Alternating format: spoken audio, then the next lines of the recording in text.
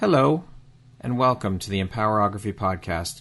This is a platform created for women's voices to be heard and a place to share their stories, journeys, and successes with the world for the purpose of helping other women who might be on similar journeys. We are empowering women one episode at a time.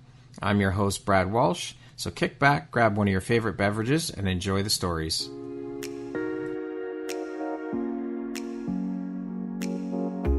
Are you an author, speaker, coach, or entrepreneur building a brand in today's very crowded marketplace?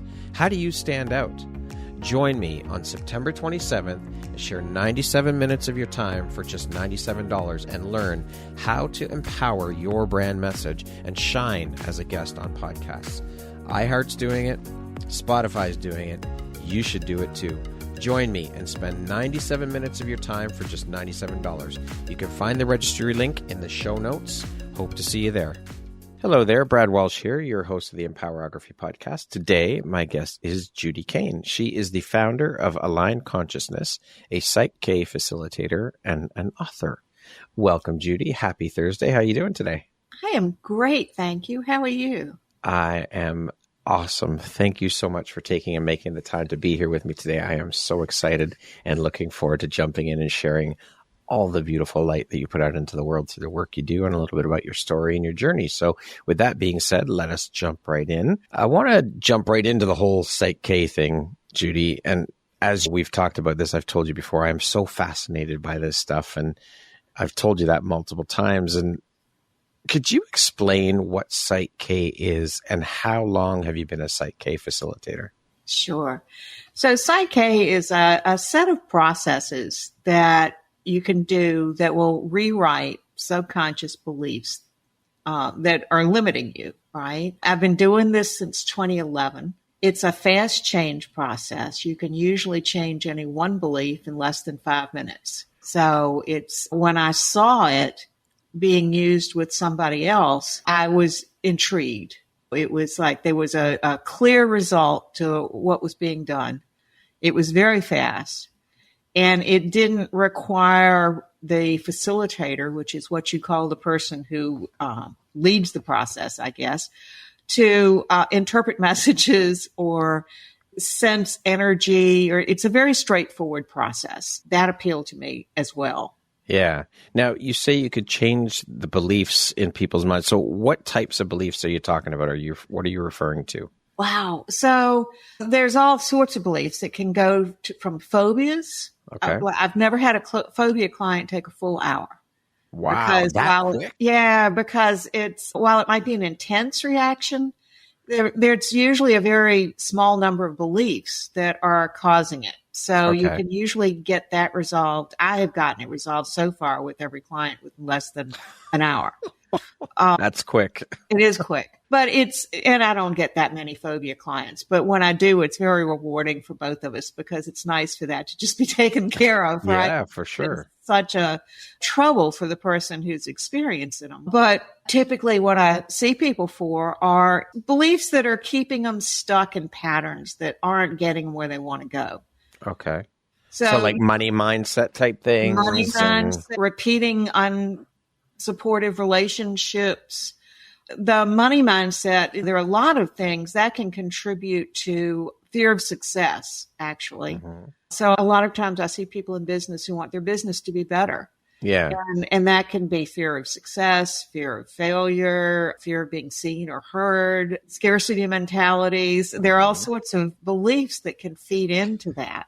Yeah. And they can also be related to self-worth issues. They might not think they are good enough to have the goals met that they want, or they might choose things differently because they don't think they'll be able to do the things you really want, right? Yeah. But then also subconscious beliefs are connected with physical symptoms of stress. True. Mm-hmm. I had a really cool client that came in. She came to me because she had extreme pain in a shoulder and both of her hands were numb. It was almost like from the elbow down, there was numbness. And then and doctors couldn't figure out what was causing it. Her next step was to schedule surgery because she'd been trying to figure this out for a while and it was just getting worse. But somehow she found me And that was why she came to me, was to see if there was anything I could do to help with this mysterious symptom that she had. And we did. We resolved that. But in the process, she also changed a few beliefs that were making her very unhappy in her marriage.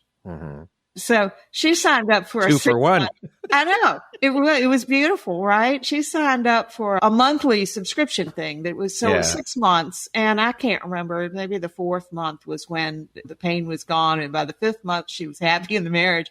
But it was, And so those are the types of things that subconscious beliefs can create in your life.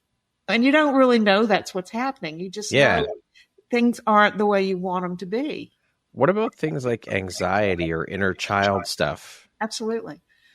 All of that is caused by beliefs that are making you perceive danger, not enoughness, all the things that usually it's danger when it's anxiety. Yeah. It's more likely to be shame or guilt when there is a self-worth type of a thing. Incredible. I know. So you get at what that is. When that's the part that can take longer, the exploration and the discovery of what's the root cause, which can be multiple beliefs that are contributing to it, but getting down to the basic of it and then just figuring out what they'd rather believe. The process of changing it is very straightforward and very fast. I love it. As I've told you multiple times in our conversations. Judy, what were you doing for a living before you jumped into the world of entrepreneurship and Psych K? And what was the catalyst for that shift for you? Okay. And I would never at any of the points before I got to this have thought it was logical for me to be doing this. But looking backwards, it makes a lot of sense. Right? I went from tutoring individuals in math to mostly being in IT management and then 5 years as a realtor. Quite a different path. It sounds like it. And yet, with the math tutoring, I was looking for the way to explain the thing to the child. It was all children that I was tutoring. Right. I started that. That was my summer job when I was in 10th grade, and I kept doing it until I was 30 because I loved it. But looking for the thing that was holding them back. That was just, In IT, people come to you with a system that's not doing what they want. Solutions to make the system do what you want. Do what it want. What they want. With the realtor part, that was a really good exposure to what you need to do to be an entrepreneur. That was where I learned, because I didn't have to network or go find business when I was in corporate IT. Yeah, of course. There was more than enough there for my team to do. Yeah. But so it's a whole nother mindset. You make your own rules. You find your own business. You need to connect with people. You need to build those relationships to grow the business. Yeah. So while realty was not my niche, it was very instructive in terms of seeing what had to happen for having my own business. So it made sense. And it all ties together. It does, right? And I think that happens in so many people's lives. It looks really random. And then when you look back, there was a reason for all this. And the reason I decided to do it was I saw this work with my second husband. Okay. He had an ache or a pain somewhere. He knew a lot of people who did a lot of energy work, which I thought was interesting, but I really didn't understand what they were doing. But this friend of his said, "You want me to help?" And he said, "Sure." And I was watching, and I could see this was something I could learn to do, and I could see the potential of it. It was fascinating. The pain left in less than 5 minutes. It didn't come back, so it was effective. So you can help people with pain, too. Obviously, that's part of it. So was his friend trained in Psych K as well? Yes. Yeah. Okay. To do it, you have to be trained in it. Yeah. So that was your inspiration to get into and start doing this work, is how you saw it work with your husband. Absolutely. And I didn't take the first workshop to start a business. I did it so I could just use it with myself and people I knew. Yeah. So that was for 3 years. I just did it with myself, with willing partners. Well, practicing and honing your skills too, right? Yeah. And in 2014 was when I decided it was just too good. I needed to spread the wealth. Spread it to the world. I love it. That's when I started the business. So how does Psych K work to reprogram subconscious beliefs and patterns, and what techniques or processes are involved in a typical session? How it works is I don't even know how to answer that question because it would be somebody's theory at the moment. When you do these things, they've got a lot of theories. There's scientific scan evidence that brain waves change when you do Psych K. So there's empirical support that changes happen. Why or how, I don't know how my cell phone works either, but I've seen this, if it works. But what was the second part of that question? What techniques or processes are involved? So when people come in, the first thing I do is ask them what's going on and what would they rather be experiencing. Okay. I've only had one person come in with no particular agenda. They were just curious on what it was, and that was disconcerting. But the thing that is very interesting with people is they frequently don't know what they want. They know what they don't want. Mm-hmm. They make decisions based on what they're trying to avoid. And so when you ask them what do they want, sometimes that takes people longer than it surprises them that they really haven't thought about it. Yeah. So that's where we start. Okay. And then if there are emotions around the situation, we neutralize those first, right? If there's the example that's easiest for people to understand is with a phobia. Mm-hmm. So if it's a phobia of snakes, they can very easily imagine a snake and feel the panic. And so we neutralize that first. Doesn't mean they're going to go hug a snake. Right. But they will have time to choose their response to a snake. They're not hijacked by the emotions that come up just seeing it or thinking. Yeah. And then we get into, are there actually specific statements, beliefs, goals that they want to be true? And then we basically install them. I really think of it like computer programming. We just there's your IT. Yeah, it is. It really is. That's phenomenal. What excites, lights you up, or inspires you the most about the work you do as a Psych K facilitator? The impact I have. It can make huge differences in people's lives. Some things they come for they're important to them, but they're not maybe life-changing. Other things are truly life-changing. And so I just love it. I love the idea that in an hour's time, we can make a difference. That's incredible how quick the turnaround can be and the shifts can be and can take place to change someone's life in under an hour. Yeah, of course. But there's change made in that hour too. Yeah. The changes are incremental. Yeah. How does Psych K align with concepts such as neuroplasticity, mind-body connection, and what implications does this have for holistic health and healing? Yeah, the mind-body connection is awe-inspiring to me.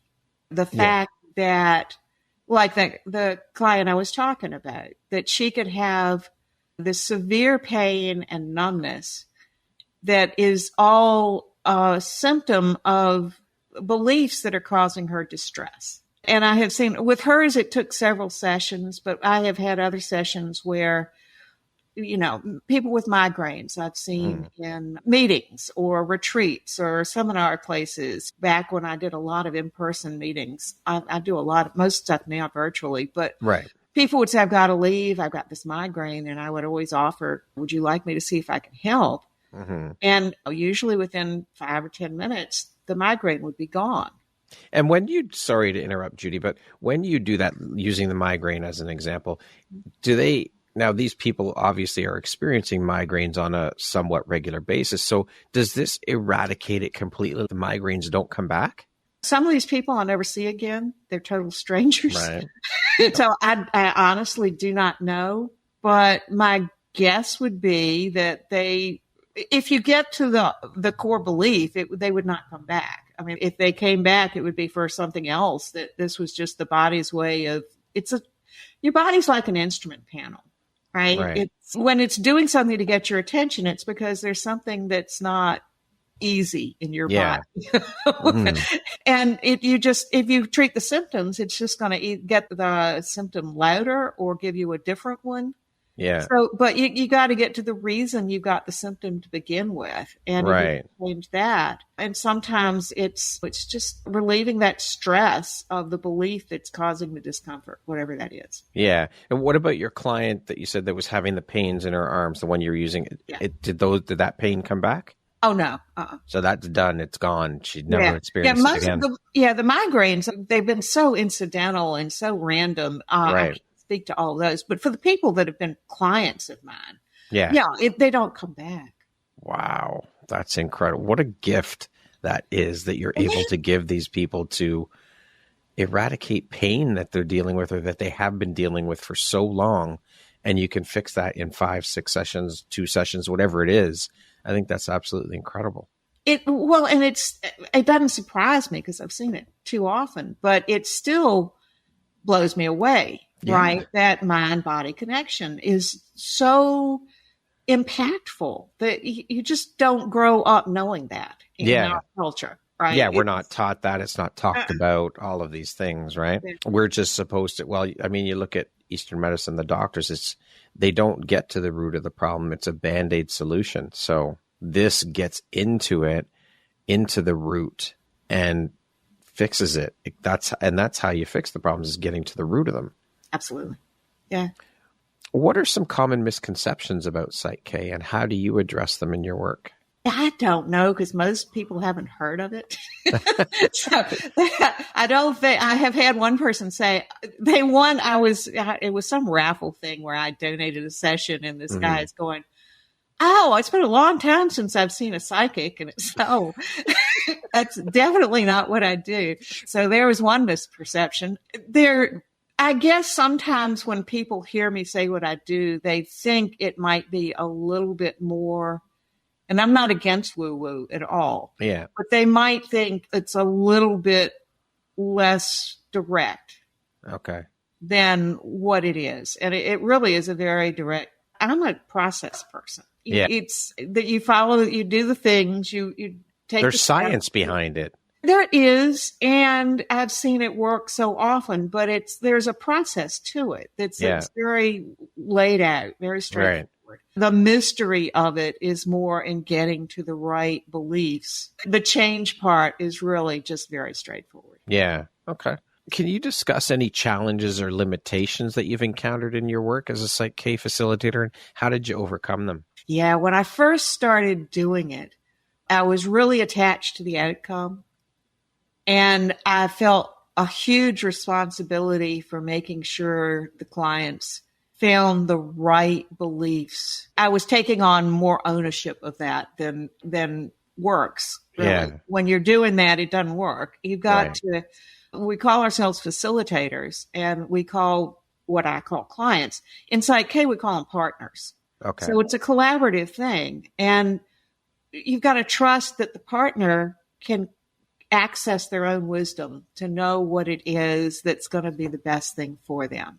Yeah. And when you start, you so want it to go well, right? Mm-hmm. So you get really invested in the outcome and helping them a little bit more than works well in some cases. So learning to step back a little bit, give them a little space and time to figure out what it is they need to do. Of course, I can offer suggestions, and I've done it enough where I've got experience and intuition, and I've seen what types of things have worked for people in a similar situation. But it's up to the client or the partner it's their change they're making, and I facilitate the process. Yeah, that's right. You can only do so much. You can only take it so far. The rest is up to them. Mm-hmm. Yeah. Okay. Now, Psych K emphasizes the importance of aligning subconscious beliefs with conscious goals. So how do you help clients identify their core values and aspirations, and how does this inform the Psych K process? Other than questioning them, it depends on what they're there for. I've got a program where I help people align with their business, or get their subconscious aligned with their business, or vice versa, one of the two. Yeah. We get into the values there because that's very important when they are trying to make sure they're on board with the intent and purpose of their business. Mm-hmm. Frequently, that's something that holds people back when there's a disconnect there. Yeah. But when I see a typical client that's not in that program, we don't get into their values. I ask them what they want, and then we figure out what are the statements that best help them achieve that for them. And so there's no judgment of mine because it's their belief system that they're creating, basically. And so we don't really get there. But the thing that I do ask the questions about is what does he want, and helping them get more specific about that so that we're more likely to have a success efficiently. Yeah. So there is homework. We'll use the word homework for your partners, your clients to do once they leave the sessions. Even if it's just a one-off session where they book with you, they've still got as you mentioned, there's statements that you use or that you figure out that work for whatever it is they're coming to see you for. Yeah, well, the follow-up that people do is there's always an action step that I ask them to take because they've changed beliefs and now they need to act like it. Right. But it's a simple thing. It's something they can do in the next day or two that's not so big that they won't do it. Yeah, yeah. It helps the momentum for getting the change going. Okay, all right. And then after that, it's more a matter, it depends on what they sign up for and what they want. But if they signed up for a standalone session, they're supposed to be paying attention to what's different. And is there still something left, right? Okay, there may not be. And one session might be enough. Or it may not be, and they might have to book another session in to see what else there is to uncover. Yeah. Okay. Is often described as a tool for rewiring the software. We'll use the IT lingo of the mind. How do you explain the concept of reprogramming the subconscious to someone who may be unfamiliar with the process? Okay. I like to, when I start talking to people, and this is what I do in presentations when I talk to groups or have workshops or things like that, I kind of explain what subconscious beliefs are. And we come in with very few of them. And it's a beautiful way that nature designed us, right? That way we can be little sponges until about the age of 7 and absorb all the beliefs in whatever group we landed in. It's a lot easier to do that than change them later, right? Yes. And you want to be part of the group because you don't want them to kick you out. I mean, this is the best way of surviving with where you landed is to figure out the rules of engagement there. Mm-hmm. So you're just, until you're 7, you're just a little sponge wandering around, just collecting these beliefs. And they influence 90% of our behavior. It's huge. It's our default system that we're building those first 7 years. And you can add subconscious beliefs later, but the bulk of them are done by 7. And so those determine our perception of events, of other people, of ourselves. It's our reality that we're building. Yeah. But they're all based on these subconscious beliefs. So if you think it's not safe to be seen, every time you have to step up and speak in front of a group, do anything that's visible. It's as simple as a social media post that's a video or something. Some people are just scared shitless. Yeah. Yes, absolutely. That subconscious belief is what's causing that. It's not truly dangerous to be doing these things. Yeah. So you change it to know that you're safe doing it. When there are usually some other things involved there of I have important things to say, or I have a positive impact on people. But it's that fear thing that it's just subconscious beliefs. So if you can make it not unsafe, which is basically what you're doing, you're putting a belief in there that's going, it's okay for me to do this. Yeah. Then that goes away. That is powerful. Holy shit. It's mind-blowing. It really is. We only have control over that 5% of conscious attention when we're actually paying attention to what we're doing. Mm-hmm. And the rest of the time, it's the subconscious that's driving the show. Yeah. Can you share a powerful example from your practice where Psych K facilitated a significant positive change for a client? Yeah, well, that one I talked about was really cool. Some of the phobias are the ones that are just like mic drop types of things, right? Just the woman with the snake phobia who was getting married to a guy who had a kid who loves snakes. And it's like she knew she had to at least be able to go into the snake pavilion at the zoo, right? And it was like, just she could not do it. And I mean, we got rid of that. Or the person who, it was really cute. There was one woman who had a fear of flying, and she had a flight scheduled. And I saw her later, and I asked how it went, and she said the flight went great, and she was excited about it, but her husband was extremely excited about it because he'd always wanted to go to Hawaii with her and to Europe with her, and it wasn't going to happen if she couldn't get on the plane. And so he was over the moon because it totally expanded their opportunities for going That's places, huge. doing things. Yeah. And how many sessions was that for her to overcome that? Was that? one. That was just one. Less than an hour. She was good. Less than an hour is a phobia, right? And so they've obviously traveled multiple places since. They've gone places since. There was a funny one of a woman who, she knew she hated flying. She knew she hated driving over bridges, even as a passenger. And she knew she had a trip scheduled with her husband and her two sons to the West Coast. She was on the East Coast, and they were going to be driving down the coast in California. So there were going to be bridges, and there was going to be a plane. So we took care of those two, right? And when I saw her later, I said, how'd it go? And she said, well, the plane wasn't any problem, and the bridge wasn't any problem, but I forgot I had a fear of driving along cliffs. So she was white knuckling the whole drive along the cliffs part. We took care of that because she knows she's going back. So amazing. Okay. Yeah. Truly incredible. I would imagine it can get quite spiritually, emotionally, and mentally draining for you doing this work with people on a constant basis. How do you maintain your own mental and emotional well-being while supporting others through their healing journeys and using Psych K? That's an interesting question. It's not draining for me. Okay. I love doing this. This is the happiest work I've ever done in my life. At the end of every session, I'm feeling pumped, right? This is so cool. Yeah, I could do them back to back all day long. Okay. What advice would you give to someone who's interested in exploring becoming a Psych K facilitator themselves? Yeah. You have to take workshops to do this. It's not like you can go watch a YouTube. Yeah.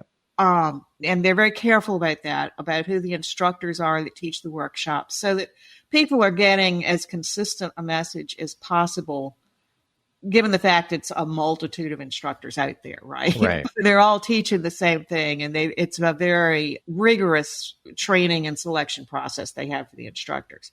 But there is a website, the psych-k.com.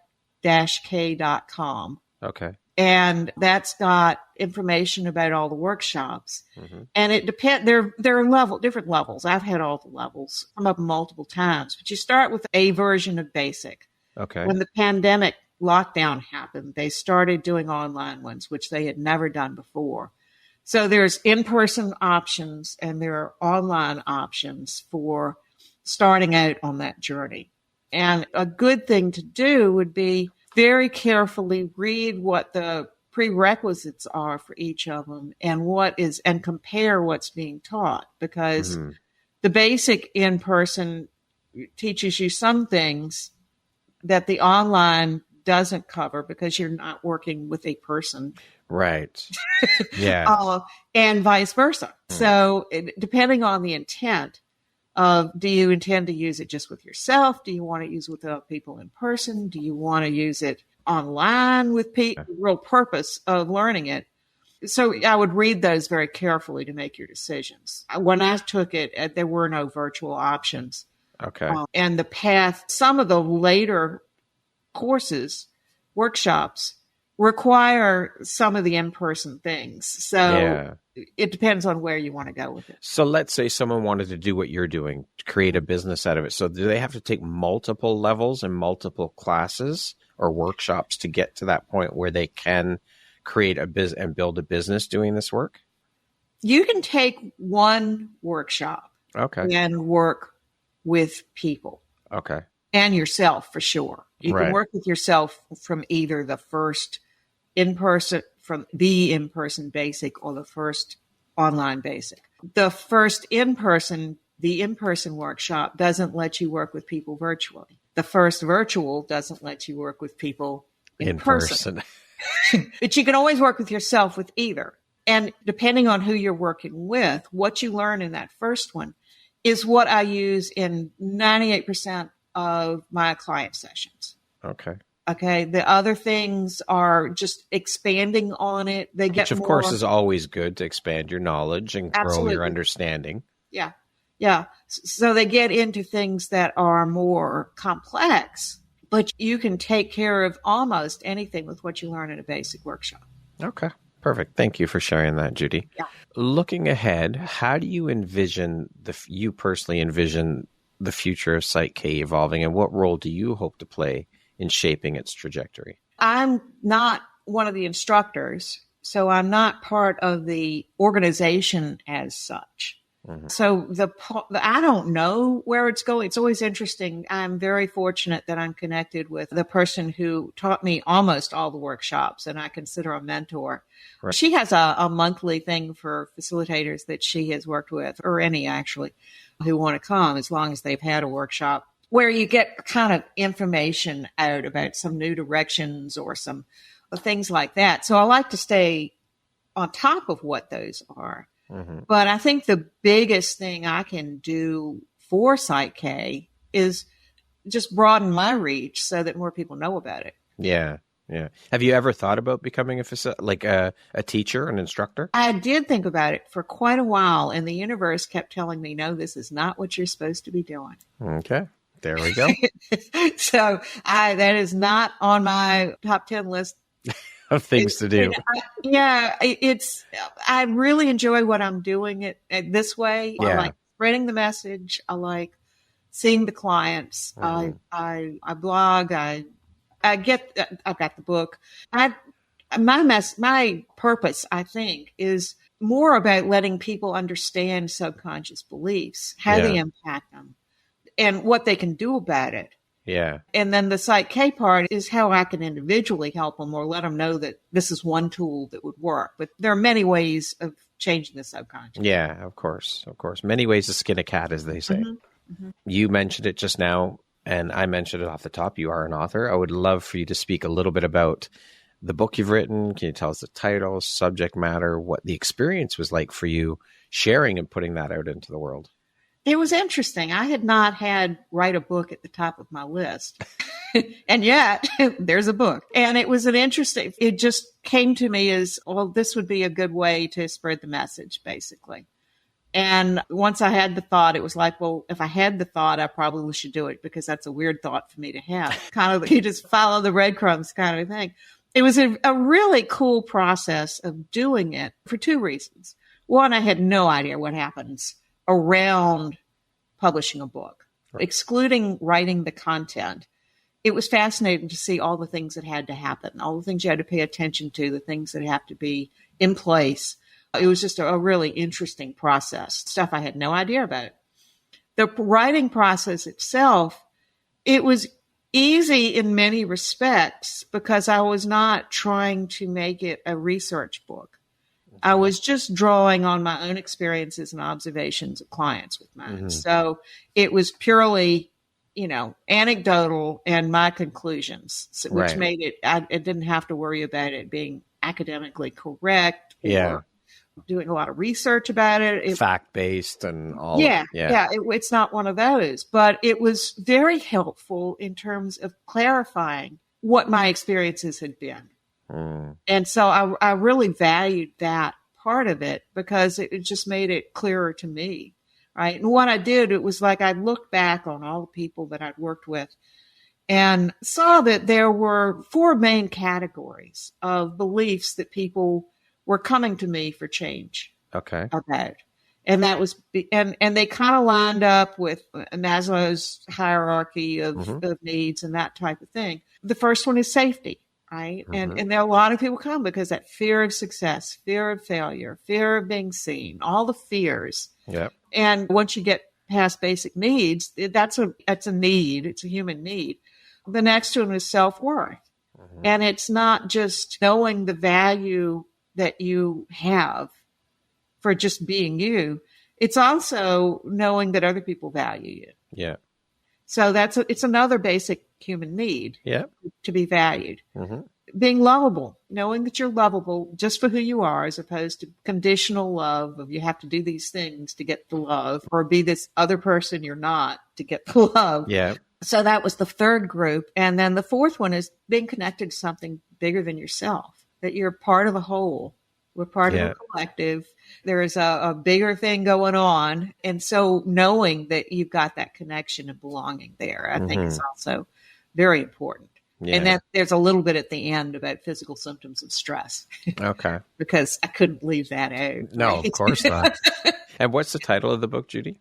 Your Four Truths. Your Four Truths. Okay. How subconscious beliefs impact your life. Okay. Well, we'll put the link for your book in the show notes when we release your episode so that people can check it out. Thanks. Now, you are the founder of Aligned Consciousness. Can you tell us all about the business, when you founded it, what the inspiration was, all of the things? Yeah. Well, like I said, I was working with Psych K for 3 years, and then I just couldn't keep it to myself anymore. I had people lit on it. That's what it felt like. I mean, some of my friends that knew me in my former incarnation as an IT manager were didn't really know what to say when I go, I'm changing subconscious beliefs now. You want me to help you with yours? And they're, something's gone wrong. Where's the Judy we knew? Yeah. Even my children, it's, who are you? The reaction was amusing. I had to move out of state and start somewhere else where it was easier to introduce myself for a first time with what I do than to explain to people why I'm doing this now. And have your friends and family now realized and gotten on board and support you and understand? To varying degrees. I think they all wish me well. I don't think anybody is concerned about my welfare. I have different amounts of buy-in depending on the person. Okay. Just the way it is. Yeah. But yeah, so I started the business in 2014 so it could be a broader reach. And I love it. It's a good platform for all the things I want to do. You know, it started out with just seeing clients. Right. And then it was like, okay, well, I can do a monthly blog. And I can do a monthly newsletter. And then I can show up on podcasts. Mm-hmm. I can write a book. They all still fit into that container of aligned consciousness. And my message is the same regardless of which of those things I'm using. And I don't really see me coming up with a direction that wouldn't fit. Yeah. Do you do speaking gigs as well? Yeah. And you talk about the benefits of Psych K and... Okay. I talk more about the subconscious belief. The Psych K is really a secondary thing. Okay. The purpose of what I'm doing when I'm speaking is to let people understand the subconscious beliefs, let them see where they might be impacting them, and let them know they can change them. That's the big message. Okay. Now, you also are a philanthropist. You do some nonprofit work. Can you tell us a little bit about that work and what inspired you to get into doing nonprofit work? So when I moved out of town, When I left town, and I moved to a place where I didn't know a soul except for my daughter and her family, and their family, but they were not connected with my business or my otherwise social life. I had rented an office and I went to some gathering that was in that building, and I heard a woman stand up and talk about what she did. And it's the nonprofit that I'm now on the board of. And she's the founder of it. It's Peace for Tarpon. Okay.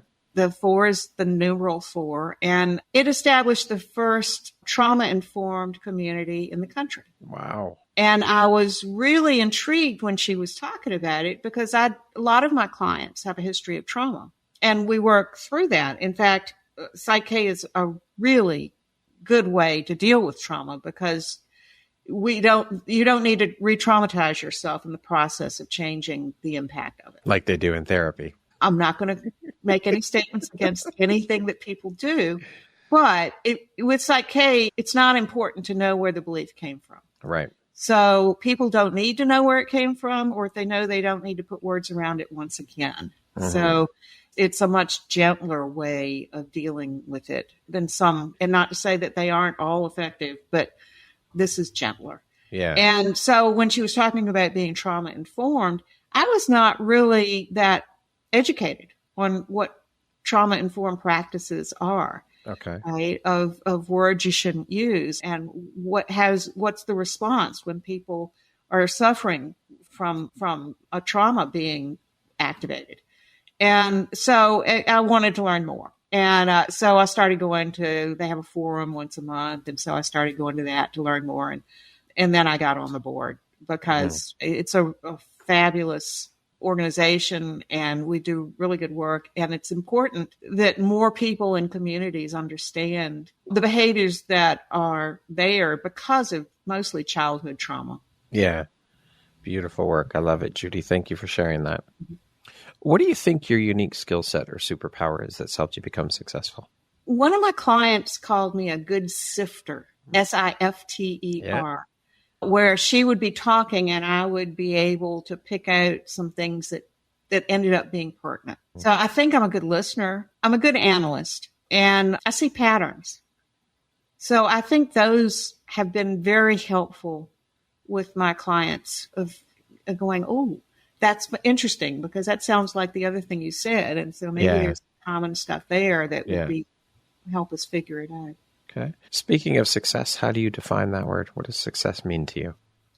I mean, everybody's got the traditional way of, well, is it profitable or something like that? But my personal definition of success is being able to do things that make me happy. Yeah. Plain and simple. Yeah. And I really love what I'm doing. Yeah. So, which is important for sure. Absolutely. Yeah. It's everything. What would you say is one of the most important things you've learned in your life? And what was your life like before you learned it? What was your life like after learning it?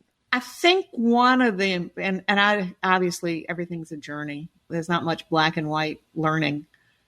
There's degrees of enlightenment, I guess. Yeah. I'm a lot more confident in my own wisdom. And so that's a big thing to know, that you've got a lot of resources that are right there for you and to not look outside for all of it. What would you say is one of your biggest failures and what did you learn from it? All right. So this kind of ties in. I've been married and divorced twice. And with the first divorce, I didn't listen to my body, my mind, or any of the things. And I let myself get so stressed out that I ended up in the hospital for 5 days, just from emotional stress of a relationship that wasn't working. Yeah. It wasn't a dangerous, it wasn't a threatening relationship. It was not anything that's traditionally quote unquote dangerous, but it was not working. It was not a good thing for either of us. And I let it go way too long. And so it was it took lying in the hospital for 5 days, you get a time to think. Yeah, for sure. And it was like, wow, look at this. And it helped me realize that I needed to make changes there. And it helped me get better at recognizing signs earlier. What aspect of your personality do you think has been the most helpful in your career? It's hard for me to separate my career with my personal life, but I think there are two things that I can think of that help me in both ways. I'm curious about things. I'm like a puzzle solver, a problem. What can we do about this? And then a positive outlook. We're going to jump into a little rapid fire section here. So the next grouping of questions just be 1, 2, 3 word answer type thing. Okay. You got this, Judy. Don't worry. Okay. How would you describe yourself in one word? These are the things: logical, practical. Sorry, practical is probably better. If you could teach the world one thing, what would it be? Rapid fire things they stun me because I can think of all the answers. That they get to choose what their life is like. What is one of your favorite quotes? Whether you believe you can or you believe you can't, you're right. Henry Ford. Love that quote. Phrased several ways, but that's the basic. Yeah, it's your belief that matters. What is one thing you want but cannot buy with money? To have a greater impact. Okay. What is one thing you love about yourself that is not related to your physical appearance? I really like my positive outlook. That's a good thing to have for sure. What is your favorite self-care practice? Psych K. That concludes our rapid fire section. See, you did very well. Now back to our regularly scheduled program. So I created a question after I sent you the question. So you haven't seen this one. Okay. A bonus question, I call it. Oh, okay. If other people could use 3 words to describe you, what would you want those 3 words to be? Fun, uplifting, and supportive. Beautiful. If you could step into my shoes, what question would you have asked yourself that I didn't ask you? I think you have covered the bases with this one. Well, thank you. I'm happy to hear that. What is your why, Judy? It might sound a little, it's to raise the vibration of all of us, right? Yes, I love that. That's a beautiful why. So you can do it one person at a time or one audience at a time, but it's every time something comes up, the collective goes up. Yeah, for sure. If you had the opportunity to sit down and have a 1-hour conversation with one woman, any woman in the world, who would it be and why? Dead or alive? Doesn't matter. Whatever you want. Maya Angelou. Okay. Why? She just exudes wisdom in a compassionate way. Yeah. If you could go back and give your younger self one piece of advice, what would that piece of advice be? Trust yourself. Plain and simple. That's it. Plain and simple. Listen to that wisdom. We all have it. Yep. It's all within us. Lastly, Judy, if you were to deliver your last 30-second speech to the world, your tribe, your people, your corner of the world, what would that last 30 seconds sound like? What words of wisdom would you impart? Decide what it is you want, not what you want to avoid. Know that you have the capacity to change those things that are limiting you and find a way to do it. Love it. Beautiful way to end the interview. Judy, thank you so much for taking and making the time to be here with me today to share the beautiful wisdom, the beautiful light that you put out into the world through this incredible work that you're doing. I appreciate you, and I'm so grateful to have you as a member of the Empowerography community. Thank you for taking and making the time to be here with me today. I have thoroughly enjoyed our conversation, as I always enjoy speaking with you, so thank you for that. I appreciate it. Thank you so much. I enjoyed the conversation too. Maybe not the rapid fire, but the rest of it was great. You did good, though. You did good. Thank you for making the time. Once again, my name is Brad Welsh, host of your Empowerography podcast. Today, my guest has been Judy Kane. She is the founder of Aligned Consciousness, a Psych K facilitator, and an author. I hope you have a wonderful rest of your day, Judy. Thank you. Thank you. I hope you do too. Thanks so much. Thank you very much for listening to this podcast. If you haven't yet, please be sure to subscribe, rate, review, and share with all your friends. You can find me at visuphoria.ca and follow me on Instagram at Empowerography Podcast and on Facebook at Empowerography. Please join me next time for another inspirational story from yet another amazing woman.